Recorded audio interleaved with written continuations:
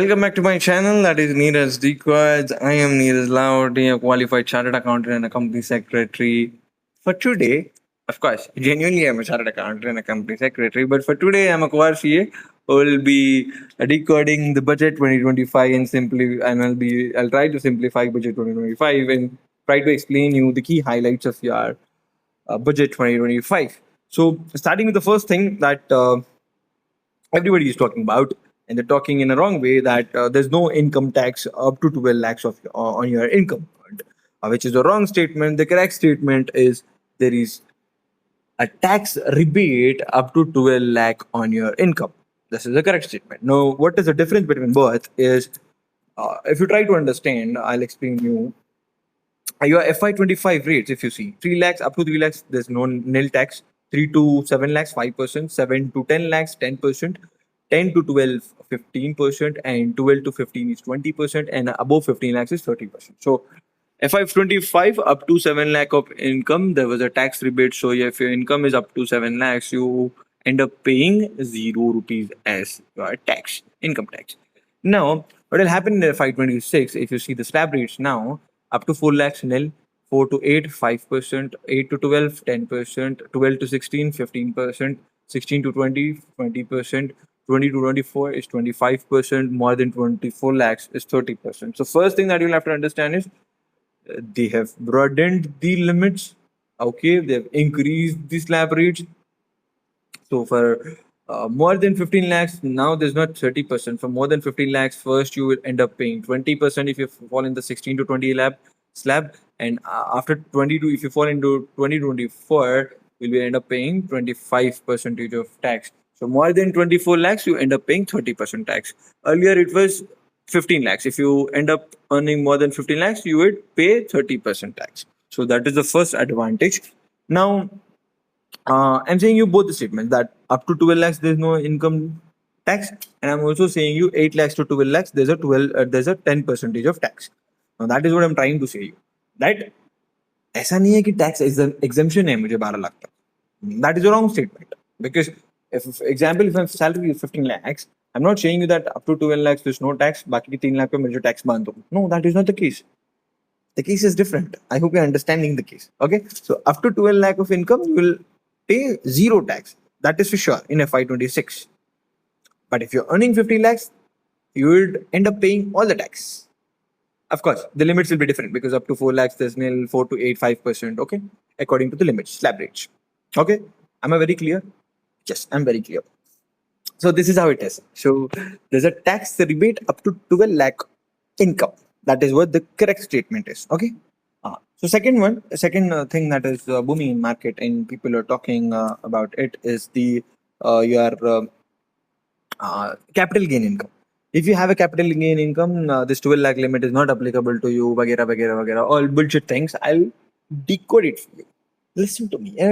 मैं हूँ ना. Okay. So your capital gain income. So example, your salary is 12 lakhs. You would end up paying zero tax in FY26, but you have a capital gain of 3 lakhs. Okay. Now this 3 lakhs you cannot adjust against your rebate. वो तो पहले भी होता था. Same thing is now. कोई change नहीं है. Okay. So your income which is taxed at a special rate, you cannot adjust that income with this rebate. That is what she meant. She couldn't say it properly, but then that is what she meant. Okay. So a special tax rate, whichever income is taxed at a special rate, would not be eligible for this rebate. So abhi kaisa hoga? For example, 12 lakhs is my salary income, there's no tax. And if I'm having a capital gain of 3 lakhs, first, if it is a long term, I would get an exemption of 1.25 lakhs. Then I end up paying tax on 1.75 lakhs. So that is how it is work. Okay. क्योंकि 1.25 lakhs exemption was given at the last budget. So on the remaining part, I'll be paying tax at the rate 12.5% if it is a long-term capital gain. Okay. So this is all about the first point, that income tax slab change. Now, second point is more complicated: ULIP taxation. So earlier there was a ULIP tax exempt if you hold the holding period was 5 years. If you hold your ULIP for 5 years and you end up selling after 5 years, you end up paying zero tax on it. Provided it meets two conditions, it needs to be a capital asset. And for being capital assets, the conditions were your annual premium should be less than 10% of sum assured, and your annual premium should be less than 2.5 lakhs. If you don't meet up this condition, your income would be chargeable under other sources. So other sources is typically taxed at the rate slab rate.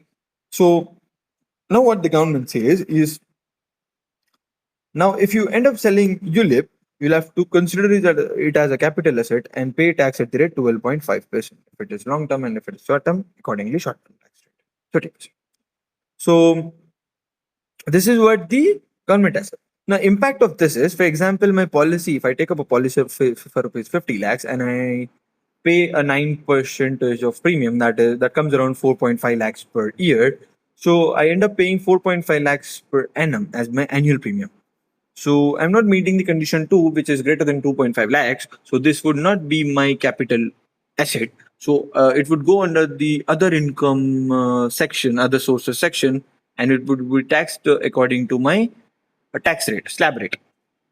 So if my slab rate is 25%, I would end up paying 25% of tax on it. Now what the government says is you'll have to pay a tax at the rate 12.5%. ये तो अच्छा है ना भाई. I hope you understand this. This is complicated, but you'll have to understand this. Rewind again and listen to this. You'll understand this. Okay. So those are the two conditions for your ULIP to be exempt. Now, even if you don't meet those two conditions, you will primarily end up paying 12.5% because this will be treated as capital gain. That's it. Very simple. Okay. So that was with respect to ULIP taxation. And now coming to the third point, that biggest tax change in 1997. This was the biggest tax change after the 1997. So last FY25 there was no tax up to 7 lakhs. So everybody expected, including me, कि हाँ ठीक है ज़्यादा से ज़्यादा 10 lakh तक करेगी, up to 10 lakhs no tax. But she's made it up to 12 lakhs, there's no tax. So this is the biggest change after 1997. So since 1997, there's no such big change in the income tax slabs. That is the third point. Now, fourth point is LRS limit for the TCS purpose. TCS's tax collected it shows has been raised to 10 lakhs versus 7 lakhs, the earlier limit. So LRS limit has been raised to 10 lakhs. So earlier the limit was 7 lakhs for the purpose of tax collected at source. So liberalized remittance scheme is what LRS scheme is. So that limit is now raised to 10 lakhs versus 7 lakhs. So this comes under FEMA. So this has been done. Now, fifth one is physical deficit at 4.4% of GDP in FY26. This was 4.9 last budget for FY25. So this comes down. This is the biggest miss in this budget, which is just 4.4% of GDP in FY26. So that is one big miss with respect to the budget 2025 for the FY26. Now, another big miss is capex is at only 11.2 lakh crores. So only 10% increase from the last budget. So capex expenditure is very less when compared to the other sectors that has been provided with the allocation of budget. So that's why if you see all the capital goods stocks, the L&T, your Siemens, ABB and all were down today in the trading section. Okay.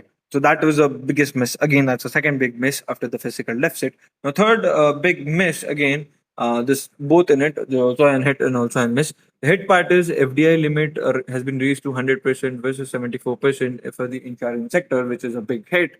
And the miss part is they've not considered reducing the GST rates on the health insurance. So that's the biggest miss again. So three big misses now. Including the insurance part. So FDI limit raised to 100%. That's a very big hit for the insurance sector. Now, eighth point is duty cut on the manufacturing of solar or PV or EV batteries. That's a very good point for the renewable energy sources, that there's duty cut on the solar or EV battery manufacturing. Okay, so ninth point now coming to the 9 point is self-occupied two properties, no tax. There's no concept of deemed rent now for two properties. So earlier there was only you could only claim one property as self-occupied property. Other property you'll have to pay tax on it, assuming there's a deemed rent on it.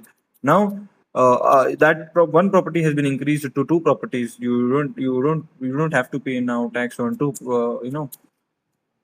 The second property, assuming it as dividend. So, of course, if you have three properties, you will have to pay tax on the third of the property.